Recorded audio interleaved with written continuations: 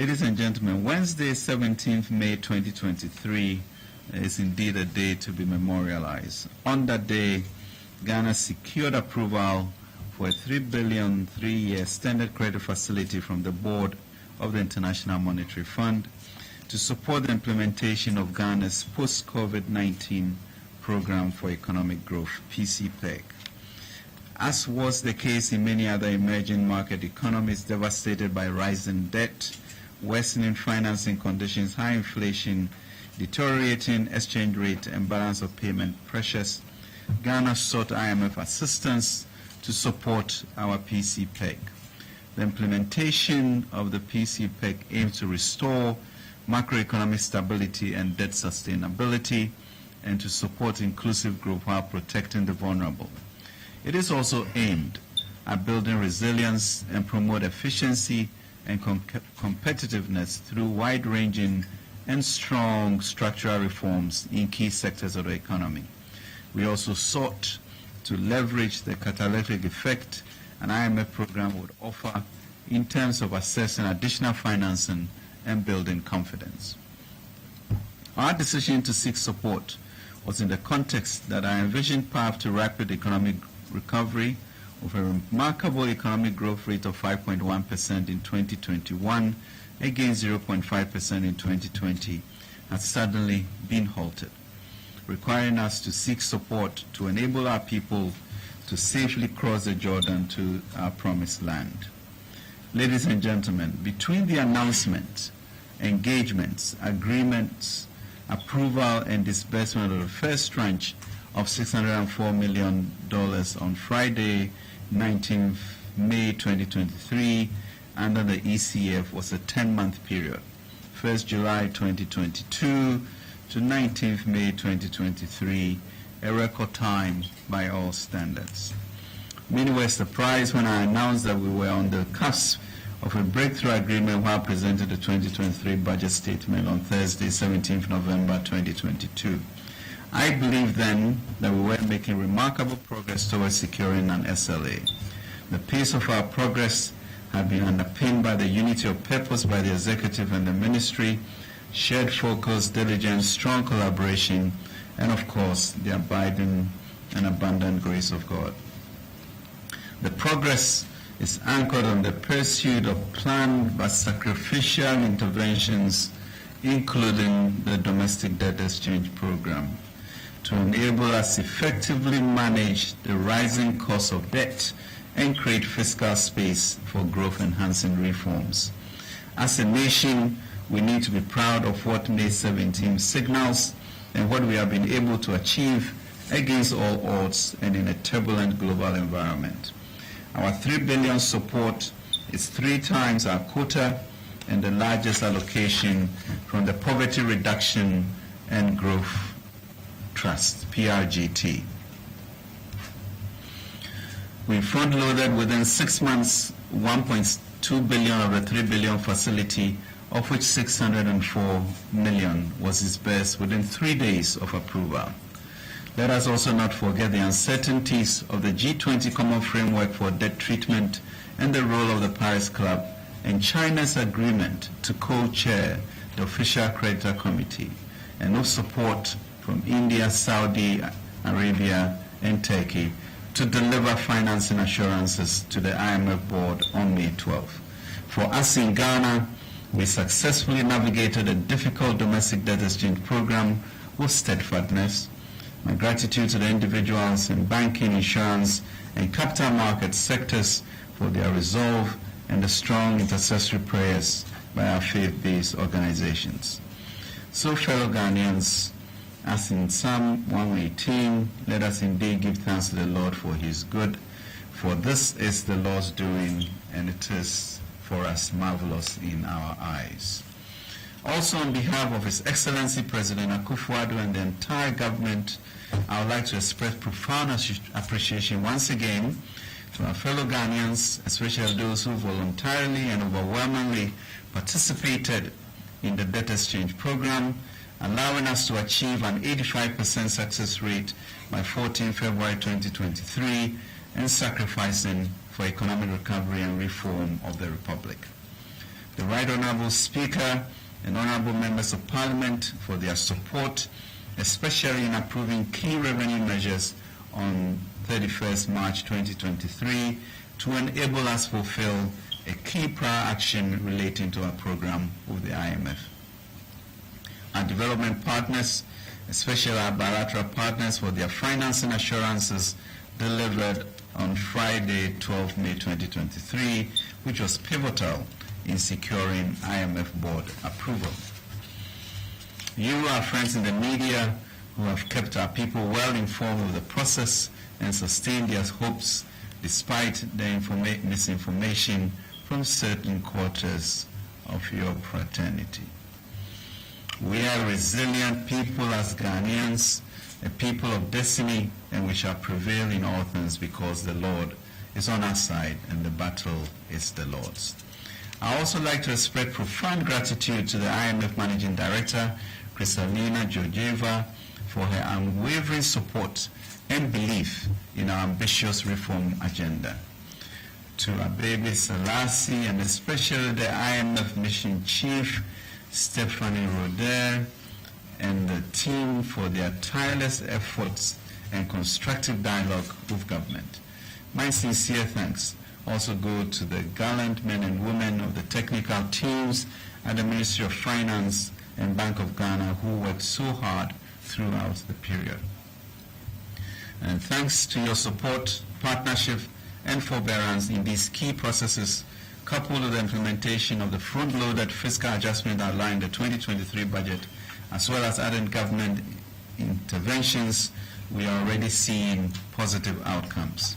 The United States, through the International Development Finance Corporation, within 3 days of the fund approval, announced a program to invest $300 million to establish the Ghana Data Center under the G7 Partnership for Global Infrastructure and Investment. This is very significant as it illustrates the confidence that is being restored and the focus on the private sector growth agenda that we'll be pursuing to transition our economy. On the domestic front, as we speak, inflation has decelerated to 42.2% for the month of May 2023, down from 54.1% at the end of December 2022. The May inflation represents a 1% increase over the April 23 inflation of 41.2%. The May inflation was largely driven by food inflation of 51.8%, up from 48.7% in April, with non-food inflation decelerating to 34.6% from 35.4% in April. The relative rise in inflation in May 2023 appears to reflect the pass-through effect of the utility price adjustment in April and the implementation of the new tax handles in May. We expect inflation to decelerate going forward.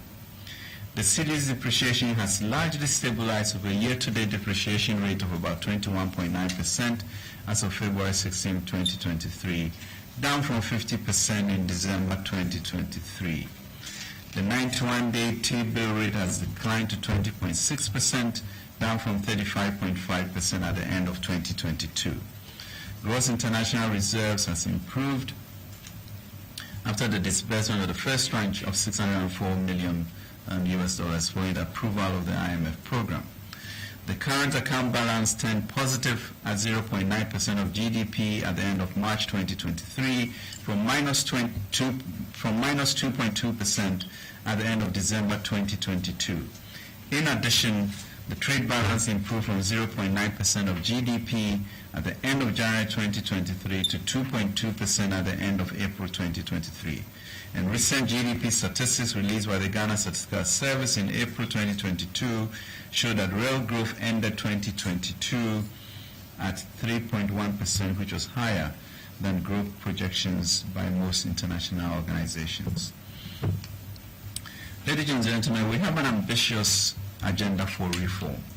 Let me state clearly that securing the IMF program is not an end to our current challenges, though it has significantly paved the way for the implementation of an ambitious and well-thought-out program of reform for our economy and country.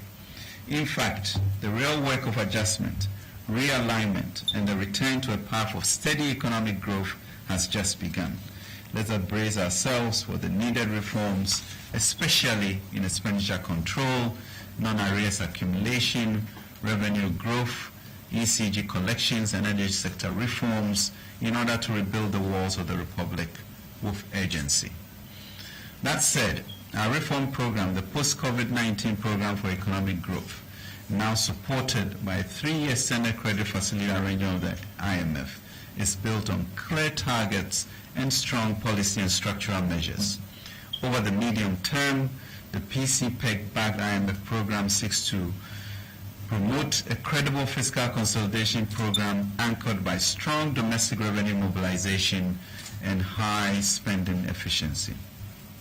The government is targeting a primary surplus on a commitment basis, the critical fiscal anchor under the program of 1.5% of GDP by 2025 through to 2028, to firmly anchor inflation expectations and preserve financial stability, to restore public debt to sustainable levels by 2028 while observing the two binding constraints of A, public debt in present value terms to GDP ratio of 55% or less, and an external debt service to revenue ratio of 18% or less. To enhance economic competitiveness with exports surpassing 37% of GDP in the medium term. Safeguarding social protection and enhancing targeting to ensure effectiveness of key interventions, minimizing fiscal risks, including from SOEs, and deepening structural reforms in targeted sectors such as energy and cocoa. It is important to stress that this structural reform agenda is consistent with government's own public financial management strategy to transition from central government to general government operations. This shift is critical as it facilitates clear oversight over key state institutions, that's MMDAs, SOEs, especially Cocoa Board and ECG, and others in the energy sector, and other quasi-state institutions whose operations have significant and direct fiscal impact on our economy. To put it in perspective, about 25% of our assessed debt burden emanates from non-central government operations, mainly from SOEs. Our ability to institute better governance standards of these institutions to address their liabilities and promote their growth will be significantly improved, especially in this period of collective reform. Critically, we must all remain committed to the agreed wide-ranging and strong structural reforms designed to address structural weaknesses and build resilience in key areas including tax policy and tax administration, expenditure control and arrears clearance, financial stability, financial sector plans, review of statutory funds, governance and corruption, debt management, fiscal credibility, and energy sector and cocoa sector SOE reforms.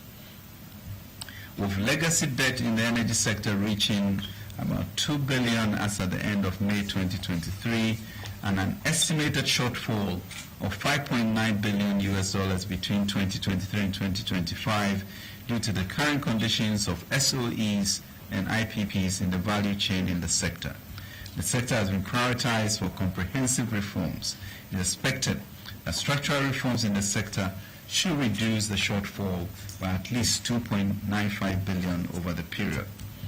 These reforms, which are aimed at sustainably reducing losses in the energy sector, will be outlined in the updated Energy Sector Recovery Plan, ESRP, which will be approved by Cabinet by end June 2023. It will be accompanied by, amongst others, the operationalization of a framework to guide the granting of energy sector subsidies by end June 2023, implementation of an inter-utility debt settlement framework on a quarterly basis starting from June 2023, and implementation of a mechanism to enforce the guidelines of the cash waterfall mechanism and natural gas clearinghouse by end June 2023. Ladies and gentlemen, similar reforms are envisaged under the PCPEG to revamp the cocoa sector and reduce and eliminate the annual losses of Cocoa Board and its indebtedness. The reforms in the cocoa sector include implementation of a turnaround strategy to be approved by Cabinet by end June 2023. This is expected to address cocoa pricing issues, Cocoa Board oversight challenges, introduce cost rationalization measures, and a phase-out of quasi-fiscal spending. Ladies and gentlemen, other structural reforms to entrench fiscal discipline and bolster transparency include reforms to enhance revenue administration and tax policy, operationalization of the Human Resource Management Information System, enhancing spending controls and prevention of arrears buildup, and streamlining of earmark funds. In addition, government is transitioning from central government reporting to general government and from cash to accrual reporting. Our commitment to these reforms is matched by our relentless pursuit of innovation and strengthened partnership. Backed by the renewed drive for reforms, government is working towards securing significant support from our multilateral partners.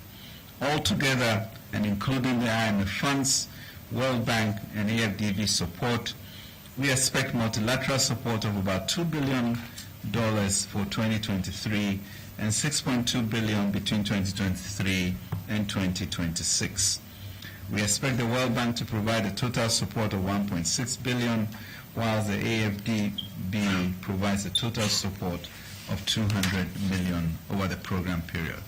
In addition, we expect to mobilize catalytic funding, some $30 million this year and $330 million between 2023 and 2026 from bilateral creditors. We are also collaborating with other development partners, including the World Bank and the Africa Development Bank, to finance the Ghana Financial Stability Fund to provide liquidity and solvency support for the financial sector as a result of the assessed impact of the DDEP. The first phase of the fund involves a $750 million package to address solvency challenges. Ladies and gentlemen, be assured that while aggressively mobilizing domestic revenue, we remain focused on mobilizing complementary, sustainable external resources for our recovery and reform efforts to build a resilience that will promote shared prosperity for our people, while protecting and improving the lives of our more vulnerable population. A special collaborative effort between the Ministry of Finance, Ministry of Trade, Ministry of Agriculture, and GIPC will be part of the program on the thematic working groups on growth to attract significant private capital. Ladies and gentlemen, government intends to invest these resources to advance macroeconomic stability and shared economic growth. Government is very intentional in ensuring that growth and job creation are not sacrificed in the process of restoring macroeconomic stability and debt sustainability. Specific interventions to support the economic recovery process include: 1, improving the business environment, reducing the cost of doing business, and enhancing export competitiveness. In addition, local content legislation will be reviewed to encourage FDI while leveraging the opportunities offered by the Africa Continental Free Trade Area. 2, promoting entrepreneurship through initiatives such as the Youth Start program to create more jobs for the banking sector and faith-based organizations. Fast-tracking the implementation of key growth-oriented programs under the Ghana Care Zobatampa program. These programs include the economic enclave projects to enable self-sufficiency in rice, maize, vegetables, and poultry, and supporting large-scale agriculture and agribusiness interventions through the Development Bank of Ghana. Transitioning to a digital economy to boost productivity, tax collection, and formality. Expanding digital government services and promoting the BOG's digital currency will support digitalization and financial inclusion with adequate safeguards in place, and strengthening policies to support climate change adaptation and mitigation for inclusive growth. As you know, I was in South Korea and South Africa immediately after our IMF approval to drum up private sector engagements in agriculture and technology in particular. in order to pursue a more deliberate and aggressive growth agenda. We will continue to engage the global community to support our program for growth and economic turnaround. We will be launching a Ghana Mutual Prosperity Dialogue agenda to encourage domestic and external investors to be at the core of our growth agenda. We'll be working with Ghanaian businesses and entrepreneurs, think tanks and NGOs, and larger resident multinationals such as the telcos, mining and oil companies to facilitate ease of doing business and promoting business in Ghana. In line with our tradition of compassion and care for the underprivileged, we expect to strengthen social protection through increases in social spending to protect the most vulnerable and the poor from the impact of adjustments under the program. Recall that the 2023 budget already made specific provision for one, doubling the leave payment per beneficiary household from 45 cedis per month to 90 cedis, with progressive increases in the number of beneficiary households from the current 344,185 households. Coverage will be expanded to all 2.5 million extremely poor individuals by 2024. We plan that by end September 2023, an indexation mechanism will be introduced in the LEAP program to prevent erosion of value over time. Increasing the budgetary allocation for the school feeding program to compensate for higher costs of meals and also to ensure more efficient management of the program. Increasing the capitation grant over time as part of measures to improve foundational learning. And ensuring prompt payment of the NHIS from the Consolidated Fund. There will also be a review of the package of benefits and tariff structures for the scheme. Ladies and gentlemen, it must be clear that there is enormous work ahead. To sustain and optimize this partnership with the IMF, Ghana proposed and negotiated 6 quantitative performance criteria, 9 structural benchmarks, and 3 indicative targets. Specifically, these performance indicators have been carefully selected to enable us to achieve our reform objectives as well as build resilience to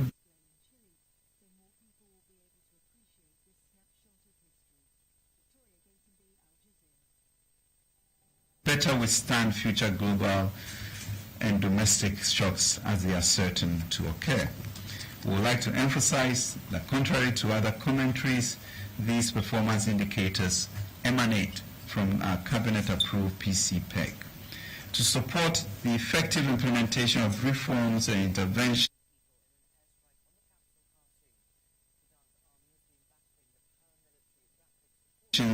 of the IMF-backed PCPEG, government has put in place a clear implementation strategy.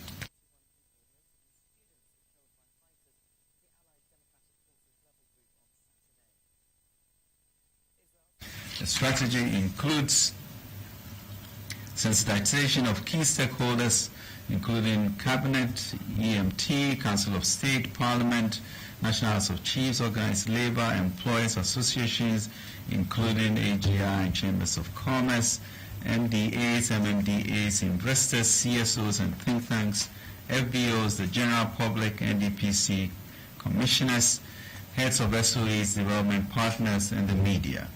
We have already engaged Cabinet, EMT, Sovereign Sector Regional Ministers and MCs organized by the Ministry of Agriculture, Council of State, Chief Directors and Heads of Covered Entities, PPME Directors in MDAs, MOF staff, and a cross-section of the media.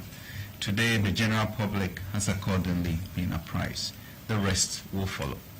Implementing a comprehensive communication strategy for the PCPEG program, ensuring public funds and their usage, including the IMF funds, are audited by the Auditor General of Ghana.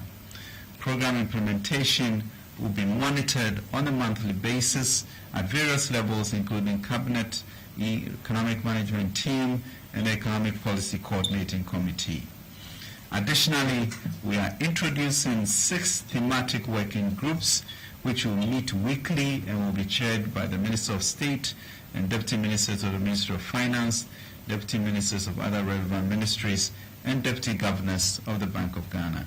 In fact, specifically, the following thematic working groups have been established. 1. Energy sector SOEs/Cocoa Board structural reforms. 2. Public financial management structural reforms. 3. Financial sector structural reforms. 4. Tax policy and revenue administration structural reforms. 5. Macro fiscal policy reforms. And 6. Growth and social protection. Ladies and gentlemen, as this path towards a reformed, diversified and resilient economy, we stand ready to engage and receive inputs from all stakeholders to implement the IMF-backed PC-PEC program. Appeals, policy dialogues towards effective implementation of the program. Already discussions are ongoing with ASSET. Despite the considerable program progress, there remains key outstanding operations, especially in debt restructuring. We are at advanced stages of consistent with the MOU signed of organized labor and continue to be exempted. Government is currently engaging organized labor and pension fund corporate trustees in line with the MOU to explore mutually beneficial options within debt sustainability limits and to promote macroeconomic stability and economic growth in the spirit of social partnership. We have also successfully worked with the Paris Club and other creditors to determine the parameters of our official debt restructuring under the G20 Common Framework for Debt Treatment. In the coming weeks, we will seek to complete the MOU of the OCC on the terms of bilateral debt treatment. Government will sustain engagement with private creditors, Eurobond investors on external debt to reach agreement with the private creditors in the shortest possible time. In light of the above, we will count on all stakeholders, especially the media, to be circumspect on their reportage on the economy to avoid derailing the progress being made. Our love of country must supersede all, and as the late P.A.V. Ansah, University of Ghana Communication School professor said, Journalism 101 teaches media students that they have three basic roles: to inform, educate, and entertain. However, for developing countries, there is a fourth: to foster national cohesion. National cohesion is the foundation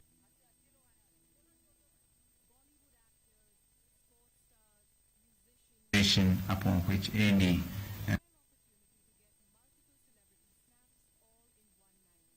and every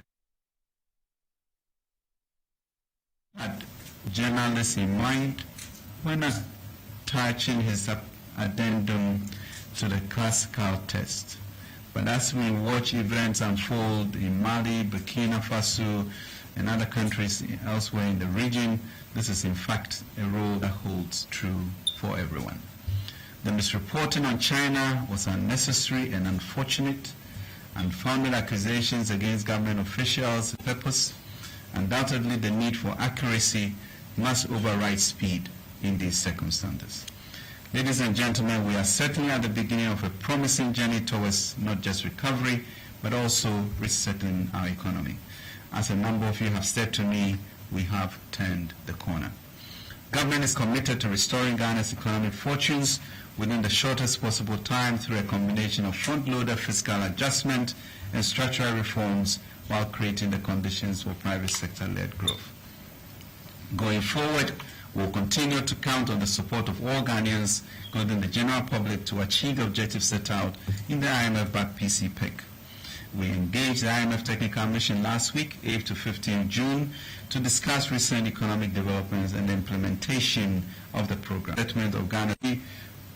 This will pave the way for the IMF board to consider and approve the first review and the disbursement of the second tranche of $600 million in November 2023. As the IMF attested to all of us in their press release on 15 June 2023, against a complex global, I quote, against a complex global economic backdrop, the Ghanaian economy is showing signs of stabilization, with softening inflation, an increase in international reserve, and less volatile, softening inflation and an increase in international reserve, and a less volatile exchange rate.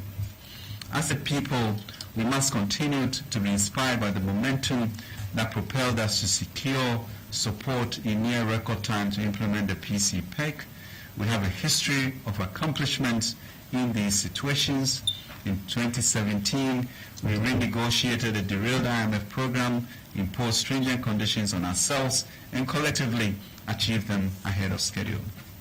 From a macro fiscal standpoint, the results were remarkable. Between period 2017 and 2019, economic growth doubled of an average of 7% annually, inflation coming down to single-digit 7.9% in 2019 from 15.4 in 2016. The fiscal deficit, which was about 6.5%, was brought under 5%. Exchange rate depreciation reduced significantly to under 5% in 2017, averaging 8.7% between 2017 and 2019. Alongside these achievements, we made significant investment in education, health, infrastructure, and revitalized the financial sector to promote private sector entrepreneurship.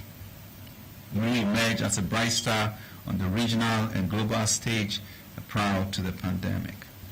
And no less, in the COVID period, also illustrated a strong desire to keep our people alive. Ladies and gentlemen, we are being called upon to do this again and surpass this stellar performance. We must push past these dark clouds that suddenly gathered and reclaim our manifest destiny. We must resolve and resort to our collective inner strength and overcome this new challenge for our country. We must do this inspired by assurance that the good book provides in Joel 2:25, that I will restore to you the years that the swarming locust has eaten. We shall surely be restored if we persist on this path to recovery and transformation. The Lord has rescued us with the IMF approval. We will recover all. He will restore what the locusts have destroyed, and Ghana shall experience his revival.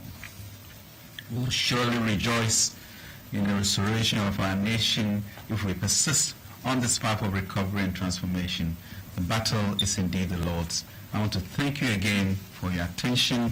God bless our homeland Ghana and make us great and strong. God bless us all. Happy Father's Day. Minister, thank you for the presentation. Colleagues, we will go straight into the questions. We'll try and do at least about 4 rounds of questions. I encourage you to keep them straight to the point, and just to allow your other colleagues to also ask questions, perhaps not more than 2. If we have more room, we will come for some more questions. Just to recap, Minister has spoken about some structural reforms and has made the point that we need all hands on deck. We need everybody's support for these structural reforms to be successful, be they in the cocoa area or moving from cash to commitment basis or SOE reforms. We need everybody on board for it to work. He's also mentioned that one of the vulnerabilities that the IMF talks about, the energy sector vulnerabilities. That's a program, I think he mentioned June, which will outline how those vulnerabilities are going to be dealt with. And then very quickly, remember all of this, and if you listen, he kept using the expression, the IMF-backed PCPEC, because all of this IMF conversation was based on getting support for the PCPEC. And so the whole agenda is about the PCPEC and the growth program in the PCPEC, and that's why he gives examples of Korea, South Africa, America, and even the cross-sector collaboration taking place in Ghana here, among the ministries that he mentioned, to ensure that that growth happens. So, Minister, thank you for the update. We'll take questions now. Let's take a first round of about 4, not more than 2, and then we'll try and do about 4 rounds. So I have 1, 2, so let's start here. 1, 2, 3. 1, 2, 3. Is there a 4th? Okay, so 1, 2, 3, 4. Let's start with these 4, yeah. Thank you very much. My name is John Aruni. Minister, when you were speaking, you mentioned that you were in South Korea, and I wanted to find out what is the most critical thing that government needs to do to be or to transform our trajectory, like you mentioned in the South Korea experience. Thank you.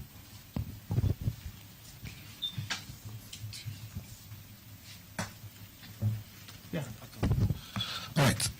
No, I thought I called on Edward. Yes. So let's follow. Thank you. My name is Edward Nyakum, GBC. Sir, on the domestic enhanced program, what are some of the strategies put in place to scale up food production in the country? And also you mentioned the data center that Americans intend to set up. When are we going to see this? Thank you. Thank you. There were 2 more, yes. Thank you very much, Honorable. Honorable Operator, you mentioned something like you intend to reach an agreement with bilateral creditors in the next week. My question is, what sort of debt relief agreement did we get from the bilateral creditors? Thank you. Hello, my name is Maxwell. With the you talked on the remainder of the domestic debt exchange. When do you expect to conclude it? Thank you very much. Just to recap, and then we'll come for 3 more rounds, hopefully about 4 questions here. So John was asking, what is the most critical item needed for transformation if we are trying to learn from the examples of South Korea and other places? A second question, what is the plan for real sector agri growth in accordance with the Enhanced Domestic Program, or the PCPEG? It's the same thing. The Enhanced Domestic Program is the same as the PCPEG. And follow-up question on, do we have any timelines for the data center that the Americans are looking to come invest in Ghana on? Third questioner is asking, what's in the pipeline on the bilateral debt relief side? Is there anything in the pipeline that you can share at this stage with the people of Ghana? And then the final question is, when will the remainder of the domestic debt exchange be concluded? Thank you very much indeed for the question. I think South Korea was quite instructive, and I think that the sacrifices that they did. I remember in one of the presentations, the gentleman said he was going to give us some lottery numbers, and he said 61, 82, 22, 33,400. Like, what's he talking about? And he said, well, in 1961, their GDP per capita was $82 per capita, and in 2022, it is 33,400. And he simply said it's an issue of discipline and commitment and sacrifices. So the issue of agriculture, expressways to open up the country, and then a big push in technology, while the areas of education, etc., were not compromised. Actually, they in fact did not start a national health insurance scheme for a long time because they felt they couldn't afford it, which was interesting. But more importantly, the challenge that they were then throwing at us is that what level of sacrifices are we prepared to do, because they were comfortable that we could do it in much less time than they were able to do it. They also talked about an exchange program, which they did. They called it the curb financiers. Most of the financing in Korea at that time was done informally, and they actually came up with a program where they reduced the 35% interest rates on bills to almost 18% or so. So they had seen this before and were encouraging us to be strong in our way forward. They also talked about a period in which they actually made an appeal to the country because they were having to go to the IMF, in which 3.5 million citizens brought their gold and jewelry to the government to the tune of $2.2 billion, so that the country could then work out, and then they paid the $2.2 billion without interest at a much later stage. So all of that, agriculture, technology are going to be key, and we got an opportunity to speak with a lot of private sector companies. But I think one thing that also ran true was that they worked with their private sector companies to be able to ensure that this transformation was sustainable. On the issue of the fund and data center.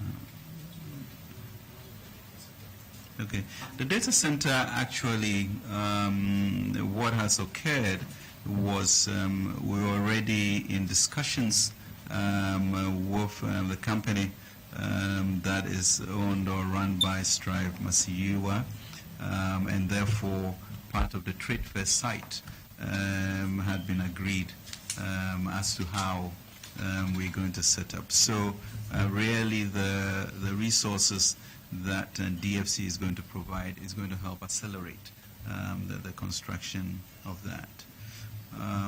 Then there was a question on the bilaterals. You know, I mean, as all of us know, these things are very, very sensitive as to what one can say, except that, of course, we have successfully gotten the financing assurances from them, which is what we took to the fund. We are now getting into the process of determining the MOU and the actual terms that will emanate from that.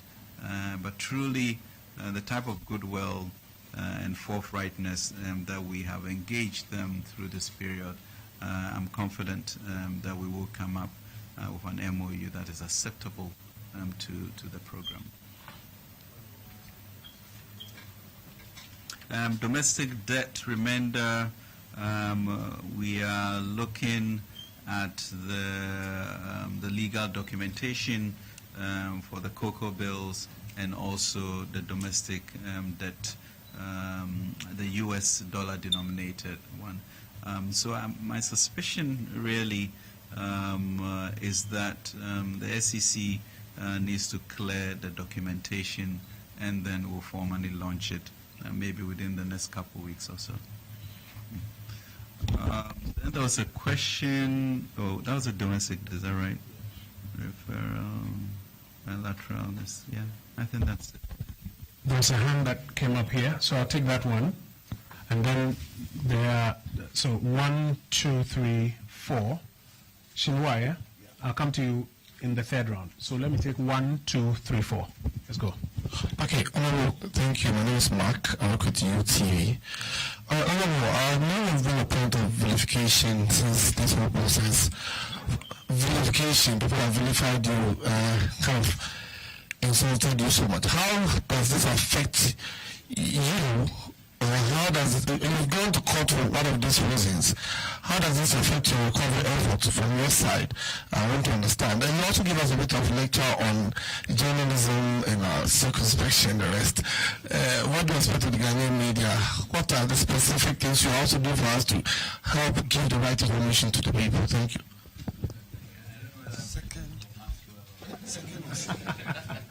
Yeah, there's a hand up here. Was that Echo? Yes. Echo, go. Yeah, thank you very much. Honorable, beyond the bilaterals, do you have what are your timelines for negotiation with the Eurobond holders? You made a line that suggests that you would love to complete these things as soon as possible. So what timelines do you have with that? And is it also one of the benchmarks ahead of your September review you just mentioned? That's the IMF review.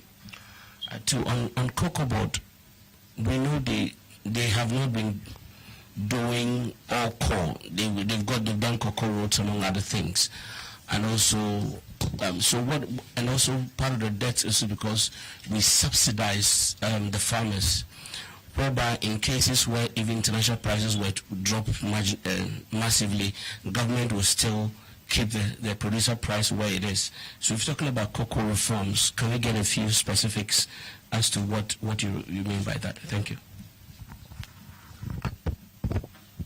Thank you very much. My name is Musa Ansar with GH1 TV. The SOEs, Musa Ansar, the SOEs keep coming up when it comes to issues of debt. anytime they're signing their performance contracts, the issue of performance comes up, how they make profits and all that. What is really wrong with the state-owned enterprises in terms of making profits and then helping government deal with debt issues? And secondly, you mentioned social intervention programs and how you intend strengthening them. There's been so much talk on one of the biggest social intervention policies, that's the free SHS. What is the way forward for the free SHS? What are we looking at in terms of review and making it better? Thank you. Good evening. My name is Francis Sinto. I'm with the Ghana News Agency. In your last press briefing, when the agreement was reached with the IMF, you indicated that the government is not in a rush to go to the capital market. But the 3 billion with the IMF is a loan. This evening, you've made us know that there will be additional 2 billion multilateral support.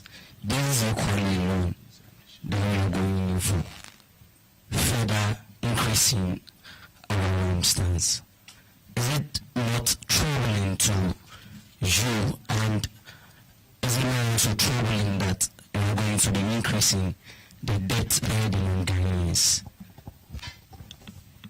My other question is on the economic performance. The IMF have indicated that they are seeing signs of stability. This stability on the ground is really not reflecting not only in the pockets of Ghanaians, but businesses will continue to suffer accessing financing on the bank because it's difficult to access them. The government has virtually taken everything. The GNA conducted a market survey just about a week ago, looking at February and June. The prices of tomatoes, pepper, onion are all increasing. Yet we are saying macroeconomic performances are good. When should Ghanaians expect this macroeconomic performance appreciating in their pockets? Thank you. So just a quick recap. Mark is asking Minister, how do the attacks on you as a person, how do the attacks and insults on you as a person, how do they affect the kind of work that you are doing currently in leading this recovery effort?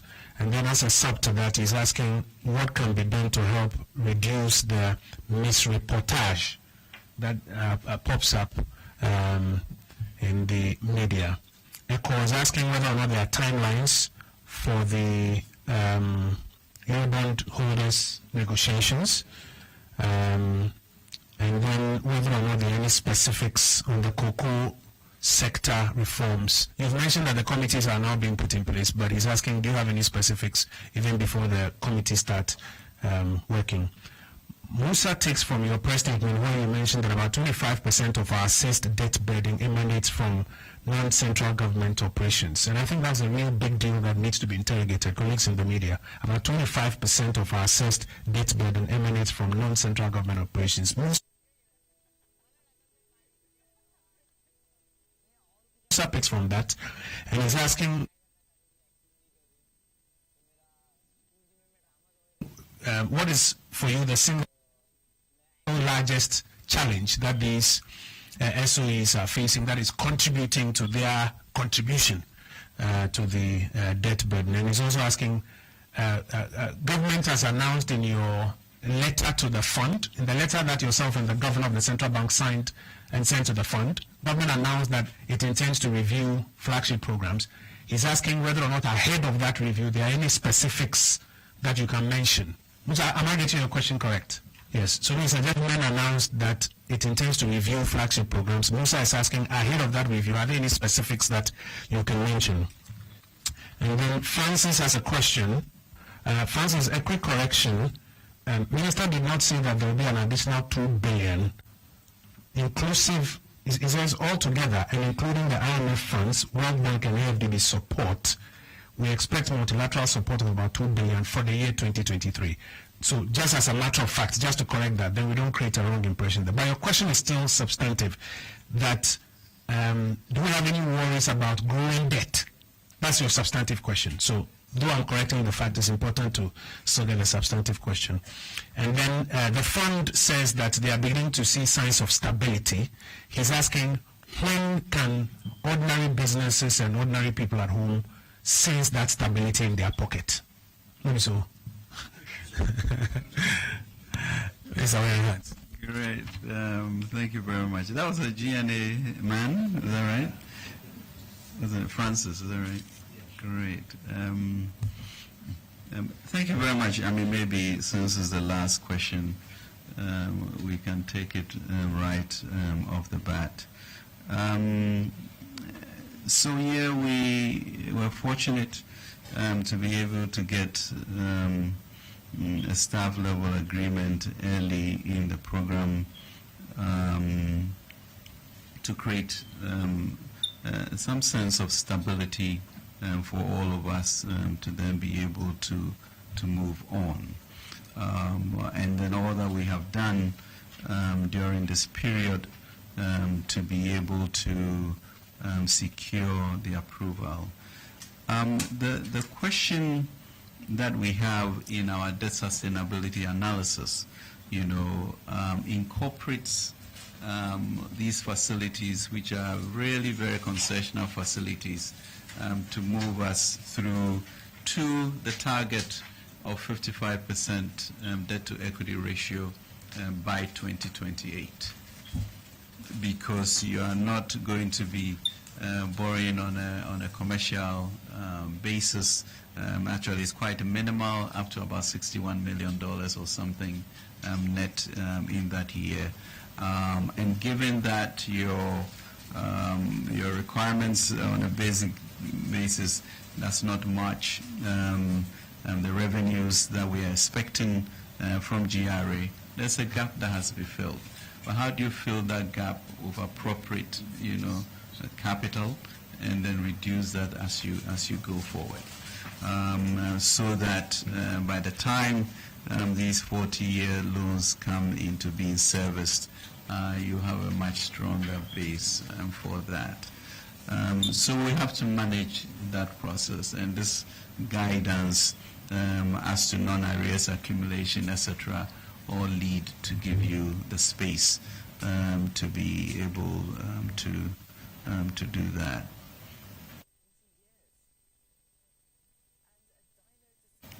On the issue of the economy,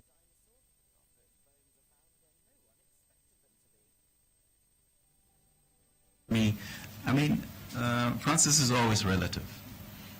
You saw the crisis that we experienced between June and February, and so when you begin to see a trending down, it will take time. But our target is, I think, 29% inflation by year end, also reality. This is where we are, this is where we intend to go, and now we have a program that can be measured, that is transparent, and for all of us to be able to do that. We have to remember that in 2017, the banks basically had nothing to their name. We brought that back into historic profitability. So yes, we've gone through the DDEP program. I think the last numbers I saw for first quarter performance of the banks was actually quite strong, surprisingly, for all of them. And liquidity was not a problem. Now, it's also a fact that we have brought the treasury bill rate from 35% to 20-point-something%. So you can see real work happening. Now, as to when the banks immediately translate it to credit, that's another issue. There's always a sticking point. But you cannot pretend that has not happened. And that is a signal for the future. Right now, we are just trying to move trends in a way in which you can have hope because you can see the trends going in the right direction. So that will then emanate. You talked about tomatoes and coal, and true. Actually, vegetables, if you look at the CPI, have an interesting high price for that. And Ghana consumes more tomatoes than maybe even Nigeria, depending on how, because of how we cook. But the true sense of that is Chief Director is helping lead what we call these economic enclaves to be able to address the specific issues of rice, poultry, tomatoes, etc. And that is part of the reason for the trip to Korea in terms of agriculture, etc. And we went to some entrepreneurs to do that. So the question really for all of us is a belief that we can do it, and therefore what is the process of gradually getting there over people who have done it before. Okay, and I think that's the new kind of eclexia or mindset that we should have as to the direction, and I think it's assailable. Okay, thank you very much for that. Then Musa talked about SOEs. SOEs is a very vexing issue. It's very difficult because if you look at the analysis, anytime we have a joint venture, Ghana versus Nestle or whatever, you can see profitability, same Ghanaians managing. So the question becomes, what kind of attitude is it that these intelligent CEOs somehow cannot, focus on making money and profits for the country? And that the governance issues needs to be assessed. Right now that we've moved from central government financing, which was really just the Ministry of Finance and my MMDAs, to general financing, accounting, I need to look at those things with a lot more rigor because it comes right into our books. So I think that type of stronger oversight, working with SIGA, the Director General, who is pretty dynamic, and Minister Kujo, I think we're going to put, deliberate pressure on this to reverse this historical performance that we know can be changed. So that's important. And the issue of protecting the public purse, then moves into a different citizenship responsibility. It's not that you and I or your cousin who works there does not know. So what is it that enables us to allow this kind of behavior to continue without any reprisal? And those are things that we, our own moral internal compass and love of country, should begin to demand more accountability, and that's really where we are at. On the issue of the letter that you talked about in terms of the flagship programs, what we intend to have a thorough review on to determine how best to finance that. I just, I'm very uncomfortable, when there's a denial that there is true poverty and some people need to be supported. I'm also very uncomfortable when there's a sense that we can grow this country without a solid educational structure or giving people the opportunity to do that. Because when I personally look at myself as having gone to school in Chebi, etc., and being plugged out to then get better education at Achimota School because one's father decided to recognize one. I know the capacity, and I wasn't the best student in Chebi Experimental School. So it just, I know we should make it efficient, we should reform it, but any general sense of dismissiveness and whatever, it's not something that we should countenance as a people, to give people the opportunity to realize who they are. So yes, but we can't waste money in there, and those reforms, hopefully once the studies are done, we'll be able to take action on them. So that's that. The Musa, or the Moses,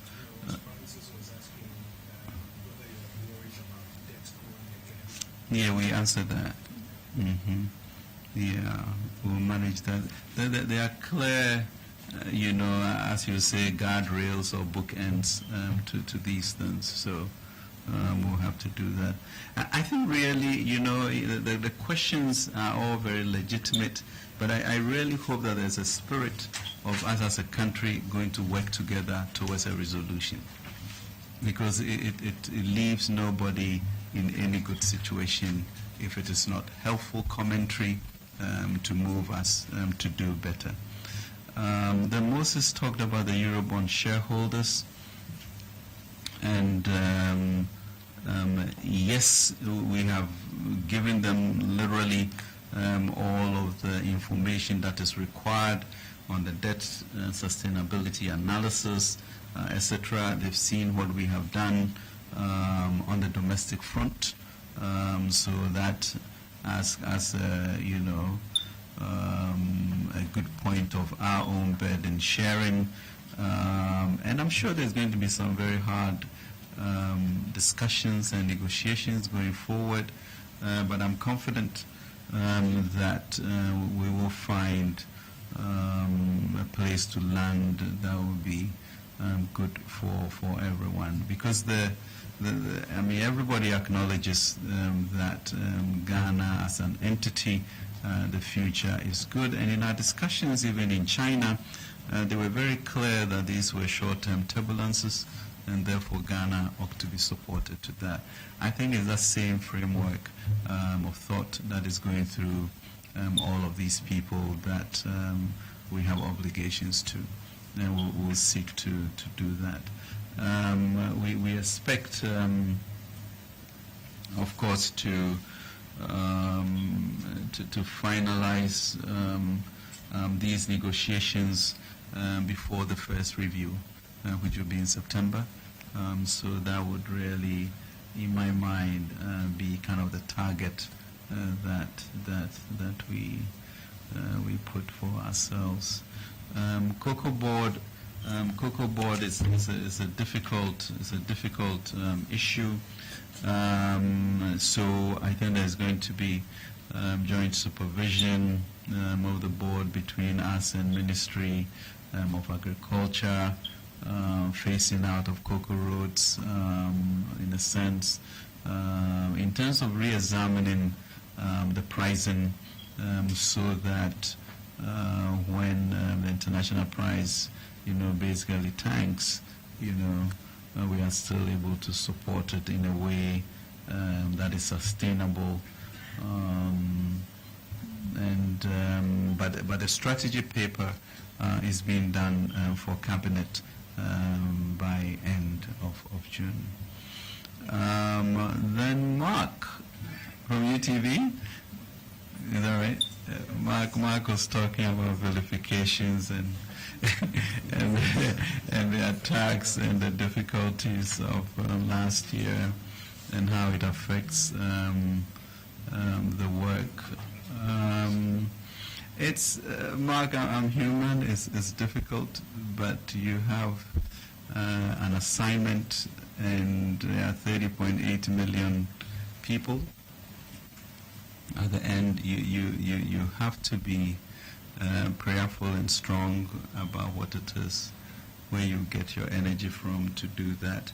And you also do remember that even people like Dankwa died, so if somebody is pinching you and boxing you, at least you're alive.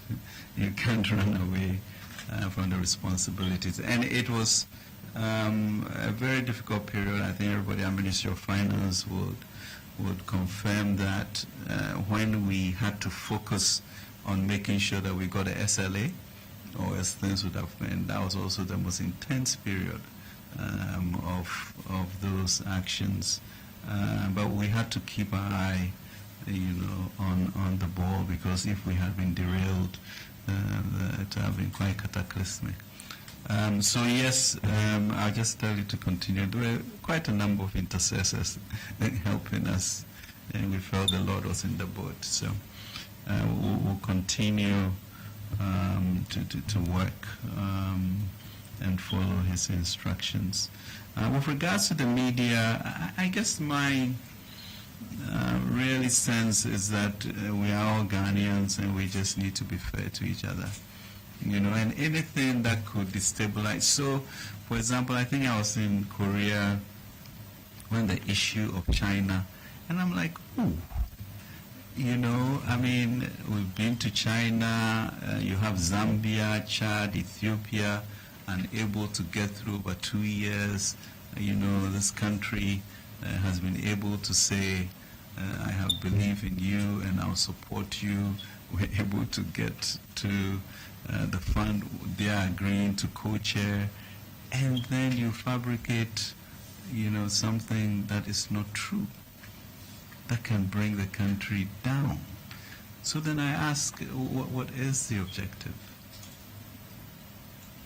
Truly, what is the objective? It's not about Ken, it's not about Minister of Finance, it's not about President Akufo-Addo. How do you do something that could really enrage such a powerful partner? And that's worrisome. Then you talked about, let's say, I think Captain Smart's accusation that anyone can get a portion of my IMF loan. And I'm just sort of beside myself as to even how the media itself will not take a position on that. Because I'm the one that has sworn the oath, who the president sends me to talk to negotiate. So if you try to tear down integrity and raise issues, it reduces our negotiating power. So I think it's just an issue of care and maybe a bit of kindness, and heart. That, we are all Ghanaians. If it's not true, don't do it. How to collaborate then becomes maybe more interaction, so that people realize that they are human beings at the end of the statement, and maybe that will soften us to move on. And that's why I went to PAV Ansar's issue, where, he is a professional power nun, and said that for countries such as ours, and the survivability of the state must be very clear to everyone as the one country that we have. So thank you very much for this. Minister, we're going to wrap up with the final round. There were some hands that were up already. Xinhua was up, the other one was up, and then we'll do these two last ones and then we'll wrap up. So let's start with the Chinese guys. Xinhua. Yes, thank you very much. So the name is Justice.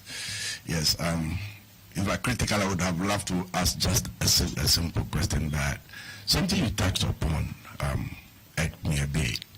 And fortunately, the mix of technocrats that you have at the ministry have been quite consistent over a period. So even what I'm going to say, if there is maybe some difficulty in it, they can, correct me. When the GIF was set up, Ghana Infrastructure Fund, I thought that the country was on the path of setting up a sovereign wealth fund, which could be used when our SOEs have their books properly cleaned up. And I actually saw, efforts, for instance, at VRA, efforts to clean up their books so that they could either go to the market on their own strength or actually leverage, the sovereign wealth fund that the nation was going to create to access funding from the market. And so that, because this thing is looking like a cyclical kind of deja vu, it keeps coming up anytime we're in debt crisis. A portion of that debt is attributed to the SOEs, so that we thought that these things were going to be done such that the hands of, or the books of the, central government, could be freed from, the debt situation that the SOEs create. So I thought that the efforts to clean up the books of the SOEs and then to get a kind of sovereign wealth fund which could back them in the market, was going to be done. But I don't know what has happened to that effort. And so, like I was saying, the mix of technocrats we have around here will have a bit of insight into that. And but specifically, what's the question? So my question is that, what are we going to do going forward? Because I see a kind of general governance system that the minister is announcing, which is going to bring a lot more burden on the finance ministry in trying to manage, SOEs in addition to managing the state. No, it's not. Okay, you finish. Okay, because so that's not what he's talking about. But okay, right. So what are we going to do going forward in the long term to ensure that our SOEs become more profitable and they are not, creating extra burdens for the country, for instance, using pension funds, etc., to support them, and then they are able to, make good their indebtedness to the pension fund managers. So that is what I'm trying to ask. Okay. And then secondly, also, like you said, yes, we all need to make sacrifices to get, our economy back on track. But the average Ghanaian will ask, what is central government also ready to sacrifice in terms of when it comes to, running of government machinery and the expenditure that comes with it? What is government also ready to sacrifice in terms of that, which will inspire the country itself to follow suit? Thank you. Very well. So let's continue. Okay, my name is Emmanuel Bruce from Graphic. The government is still very active on the treasury bill market, which is noted for its short-term nature and then high interest. I want to find out, does this now defeat the purpose of the debt restructuring efforts, which seeks to rather extend our maturities and then reduce the interest? And also, I want to find out when is the government expecting the funds from the World Bank to come in? Very well. Two more? Yes, these two. Kingsley, Ghanaian Times. I want to find out whether there's going to be a second round of domestic debt exchange, because Fitch Solutions last week reported that there's going to be a second round because what we have done is not enough. Then secondly, on the Financial Stability Fund, I want to find out whether our bilateral partners have started the commitment they made. Any money has come so far for us to establish the fund. Thank you. Straightforward questions. So Kingsley is asking you to comment on a speculation by Fitch that there will be another round of domestic debt exchange. He says Fitch is speculating. He would like a comment on it. He also wants to know whether the Financial Stability Fund has received any contributions so far. Am I getting you correct? Emmanuel is asking whether the activity of government on the T-bill market is not defeating the domestic debt program's objectives, and he's asking if we have timelines for when the World Bank and other development partner funding will come in.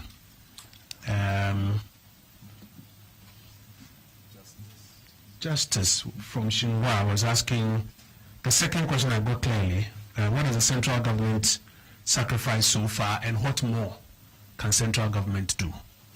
As we're asking for burden sharing. So what's the sacrifice so far and what more can be done? And then he's also asking for what sort of terminal program exists to ensure that the SOEs don't become a recurring burden to the fiscals. You have the final word to Minister. My name is Winston, Metro TV. First of all, I'd like to commend the Finance Minister for fighting in both fronts, domestically and internationally. It hasn't been easy. We've all been following the update. My question has to do with the Finance Minister made mention that the funds will be hugely monitored to ensure there's transparency in monitoring and accountability.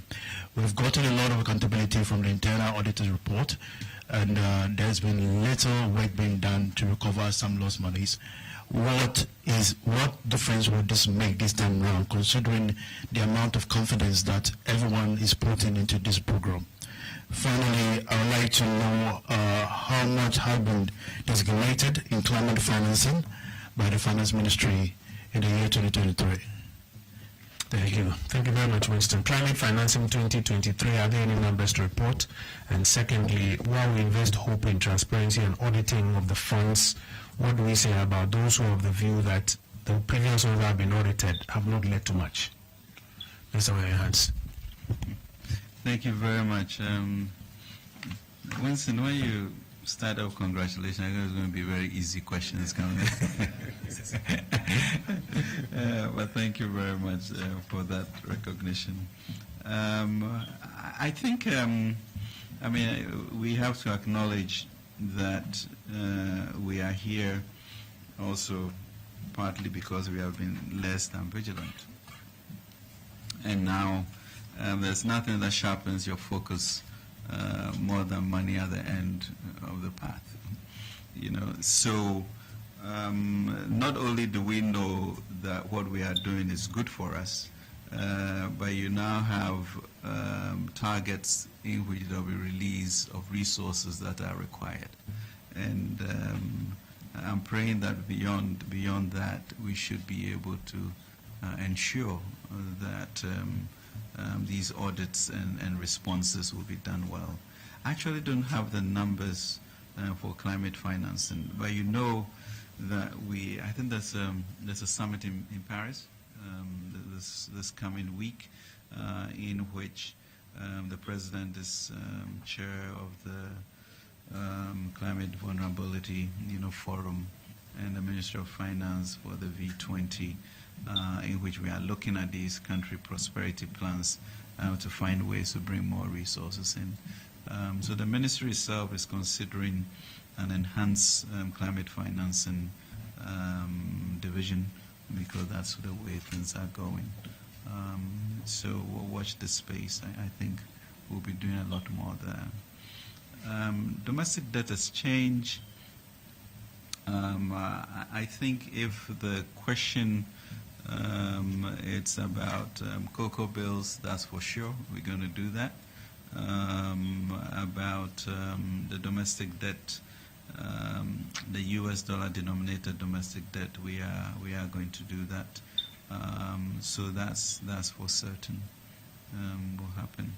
With regards to the Financial Stability Fund, the expectation really on our side is that we'll be successful with the World Bank by September for the $250 million, in which we would also have our counterpart financing to support that. But in the program, it's almost up to 2.6% of the GDP as a buffer in the event that things are more difficult than they are, but I'm sure we can contain that. So that's what it is with the domestic debt and the fund. So yes, the World Bank issue is by September. The Treasury bill market, it's a good question. Is it defeating the purpose? Not when you have moved from 35% to 20%. Do you get me? So you are gradually finding a way in which you are reducing the rates. It can't just kind of drop like that. But that's a huge change of 15.5 percentage points. And as our revenue base gets stronger, we should be able to reject, prices that do not fit the bill. But it will take a while to gradually bring it to where we can support it in the long term. But your objective is, as you increase your revenues and manage your expenditure, then you really are targeting going down, around inflation or below that. That's where we are, and it's 8 plus or minus 2% in the medium term. That's what we'll be targeting.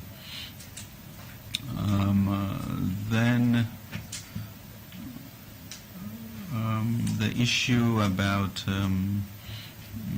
sacrifices by central government, you know, I guess it becomes really hackneyed when you talk about reducing government officials or executives' salaries, etc., stepping down the vehicles that are being used. The truth of the matter is that really between salaries and remuneration for the government system and the interest rates that we were paying was consuming all of the revenues that we had. So these actions about looking at productivity so that at least if you pay, you are getting a return back, and then cutting down the interest expenditures to give that fiscal space are key enablers, you know, for us to move forward. And then the reviews that we are going to do is at the heart of the questions that are being asked, and we expect that when those reports are in, we will do that. SOEs, you raise a good point, deja vu, when can we get this thing, and it's actually quite instructive because in Korea, at a certain point, they told the SOEs that there's no money, they better go to the stock exchange. And that just changed the whole type of boards that they have, the CEO's accountability to individuals in the country, and not just, you know, to the government. And so we need to drive at that. So this renewed energy under the framework of this program, I think really is what we should be driving at, because GIF, you are right, and Development Bank, you are right, become, you know, anchors for proper financing to get it out of government. But the reason why we talked about general government financing is that now it affects my books directly, and to be able to get my 55% by the time of the program, I need to make sure that they are not borrowing. So there will be added focus on that, but not because we want to manage. And therefore strengthening of SIGA and the minister responsible for that. Thank you very much indeed. Yeah.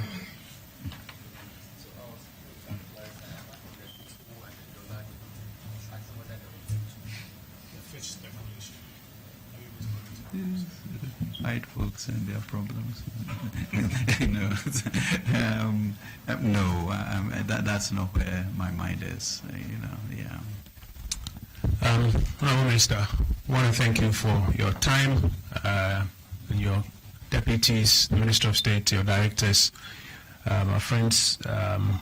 We're also grateful that you've made time to be with us and to capture the Minister's thoughts. We pray you to share them with the Republic, in particular, so that everybody will see their role in the task ahead of us. It's not for one person to achieve, it's for all of us to achieve together.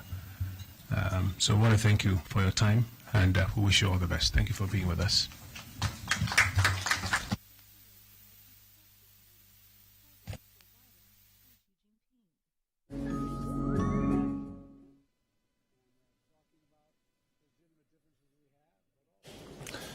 So just gone by was the Finance Minister, Ken Ofori-Atta, who was addressing the press and the general public at large with regard to Ghana's IMF program and putting into perspective what the first tranche of the package has been for Ghana's economy.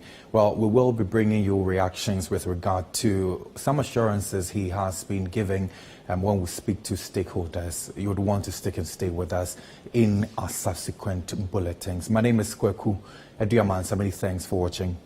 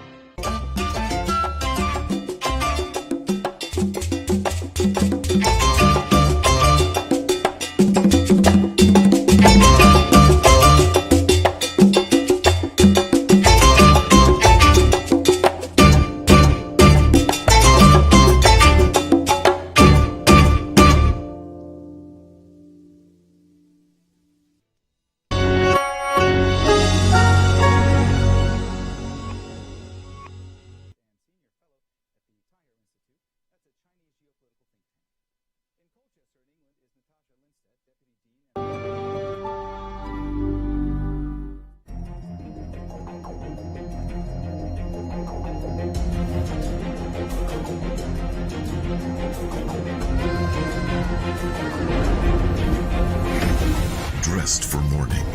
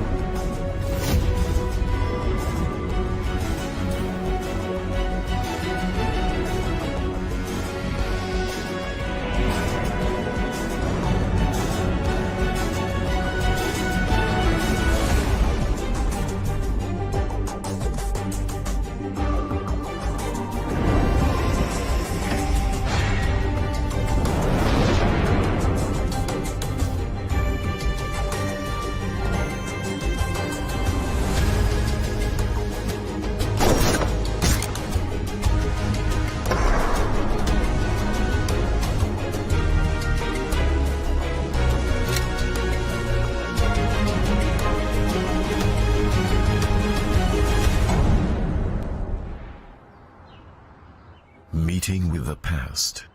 But I still don't understand. Why on earth that Palazuelos woman would want to offer a very high price for ZZ when her two consultants, or whatever they may have been, are already dead? Well, maybe that's the real value in the market and it's not overpriced. It was overpriced. I already checked it. She's paying more than the company's worth. Well then, what do you think? I think we have finally found our very beloved husband's accomplice. Oh dear, that really does make me nervous. Look, we'll sell it right away and then forget about it. Well, yes, I think that's going to be the best thing to do. State Police of White Oak. Want to grab some sandwiches? No. Go ahead, thank you. I need to work. Oh, I'm absolutely starving. Hey, Borghetti is right, huh? You're really good at setting out lines of investigation. At least he gives me some credit, right? I think I'm going to agree that you're right. We have to keep an eye on the grandmother's ex-lover. Yes. I guess that's a no? No. All right. I'm going.